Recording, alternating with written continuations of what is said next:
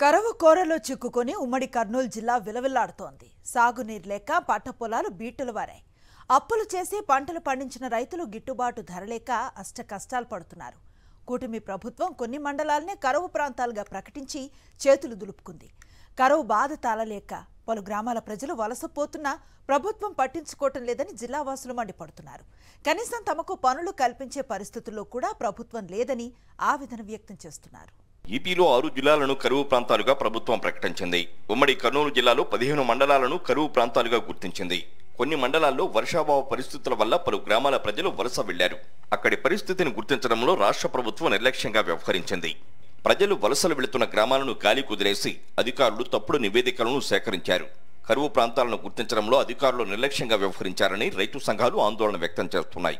అత్యంత వెనుకబడిన దేవనకొండ, ఆలూరు, చిప్పగిరి మండలాలు కరువు ప్రాంతాల జాబితాలు చేర్చలేదని వెల్లడించాయి. ఉమ్మడి కర్నూలు జిల్లాలో కరువు మండలాలు ఎక్కువగా ఉన్నాయని ప్రభుత్వమే ప్రకటించడం చూస్తే అక్కడి పరిస్థితి ఏ స్థాయిలో ఉందో అర్థం చేసుకోవచ్చు.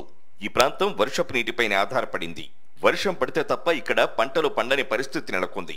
ఈసారి వర్షాలు సరిగ్గా పడకపోవడంతో పంటలు పండక రైతులు దిగాలు చెందుతున్నారు. అరకొరగా పండిన పంటకు గిట్టుబాటు ధర లేకపోవడంతో ఆర్థికంగా దెబ్బతిన్నారు. కూటమి ప్రభుత్వం రైతుల గురించి ఆలోచించడమే మానేసింది. గత వైఎస్ఆర్సీపీ ప్రభుత్వంలో మాదిరి రైతు భరోసా కానీ పెట్టుబడి సాయం కానీ లేకపోవడంతో రైతులు అప్పులు చేసి పంటలు వేస్తున్నారు.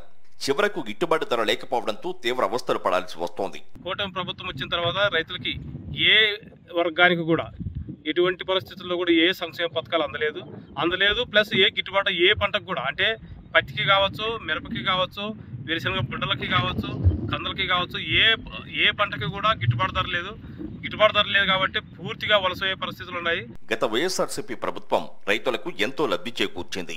ఆర్థిక సాయం అందించడంతో పాటు గిట్టుబాటు ధర కల్పించడంతో రైతులకు ఇబ్బందులు లేకుండా పోయాయి. కూటమి ప్రభుత్వం అధికారంలోకి వచ్చాక రైతులకు మళ్లీ కష్టాలు మొదలయ్యాయి. కరువు మండలాలను ప్రకటించడం కూటమి నాయకుల జేబులు నింపుకునేందుకే తప్ప రైతులకు మేలు చేసేందుకు కాదని కల్లూరు మండలం రైతులు వాపోతున్నారు. కరువు మండలాలను ప్రకటించడానికి పరిమితం కాకుండా రైతులకు ప్రభుత్వం అండగా ఉండాలని కోరుతున్నారు. ఈ రేట్లు గిట్టుబాటు ధర లేదు. గత ప్రభుత్వం అయితే గిట్టుబాటు ధర ఇచ్చి రైతు దగ్గరనే మాసులు కొని అకౌంట్లోకి డబ్బులు వేసిన సందర్భం పోయిన గవర్నమెంట్. ఇప్పుడు ప్రస్తుతం గవర్నమెంట్ కరువు మండలం ప్రకటించి చేతులు దులుపుకోవడానికి మాత్రమే పనిచేస్తుంది. ఈ ప్రకటించిన డబ్బులు కూడా మన మిగతా జనానికి అయితే రావు, కానీ టీడీపీ కార్యకర్తలకు మాత్రమే జోబులు నింపుకోవడానికి మాత్రమే ఏదైనా ఉపయోగపడుతుందేమో. కర్నూలు మొత్తాన్ని కరువు జిల్లాగా ప్రకటించాలని వైఎస్ఆర్సీపీ జిల్లా అధ్యక్షుడు ఎస్పీ మోహన్ రెడ్డి డిమాండ్ చేశారు. రైతులకు మేలు చేస్తామని అధికారంలోకి వచ్చిన కూటమి ప్రభుత్వం రైతాంగాన్ని నిర్లక్ష్యం చేస్తోందని ఆరోపించారు. జిల్లా అంతా కరువుతో అల్లాడుతుంటే కేవలం 9 మండలాలనే కరువు మండలాలుగా ప్రకటించడం దారుణమన్నారు. అధికంగా వలసలున్నటువంటి కర్నూలు జిల్లా మొత్తాన్ని కూడా కరువు మండలాలుగా ప్రకటించాలనేది మేము డిమాండ్ చేస్తున్నాం. రైతులను మోసం చేసి అన్యాయం చేయొద్దని మేము గవర్నమెంట్కు తెలియజేస్తాం. ఇప్పటికైనా కూటమి ప్రభుత్వం తమను ఆదుకోవాలని కర్నూలు జిల్లా రైతులు కోరుతున్నారు. సాగునీరు అందించడంతో పాటు పంటకు గిట్టుబాటు ధర కల్పించాలని విజ్ఞప్తి చేస్తున్నారు.